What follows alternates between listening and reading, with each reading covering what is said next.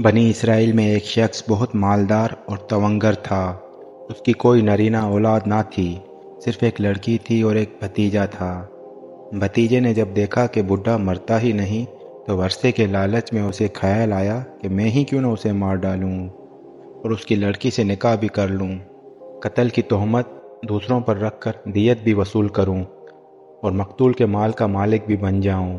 इस शैतानी ख्याल में वो पुख्ता हो गया और एक दिन मौका पाकर अपने चचा को कत्ल कर डाला। बनी इसराइल के भले लोग उनके झगड़ों बखेरों से तंग आकर उनसे अलग शहर में रहते थे। शाम को अपने किले का फाटक बंद कर दिया करते थे और सुबह खोलते थे। किसी मुजरिम को अपने यहाँ घुसने भी नहीं देते थे। उस भतीजे ने अपने चचा की लाश को ले जाकर इस किले के फाटक के सामने डाल दिया और यहाँ आकर अपने चचा को ढूंढने लगा।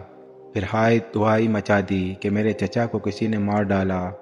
आखिरकार इन किले वालों पर तोहमत लगाकर उनसे दियत का रुपया तलब करने लगा। उन्होंने इस कत्ल से और उसके इल्म से बिल्कुल इनकार किया, लेकिन ये अड़ गया, यहाँ तक कि अपने साथियों को लेकर उनसे लड़ाई करने पर तुल गया। ये लोग आजिज़ आकर हज़रत मूसा अलैहिस्सलाम के पास आए और वाक़या अर्ज़ किया कि या रसूल अल्लाह, ये शख्स ख्वामखा हम पर एक कत्ल की तोहमत लगा रहा है, हालांकि हम बरी उज़ ज़मा हैं। मूसा अलैहिस्सलाम ने अल्लाह ताला से दुआ की। वहाँ से वही नाजिल हुई कि इनसे कहो एक गाय ज़िबा करें। उन्होंने कहा, ए अल्लाह के नबी, कहाँ कातिल की तहकीक और कहाँ आप गाय के ज़िबा करने का हुक्म दे रहे हैं? क्या आप हमसे मजाक करते हैं? मूसा अलैहिस्सलाम ने फरमाया, औज़ु बिल्लाह, मसाइल शरिया के मौके पर मजाक जाहिलों का काम है। अल्लाह अज़्ज़ व जल का हुक्म यही है।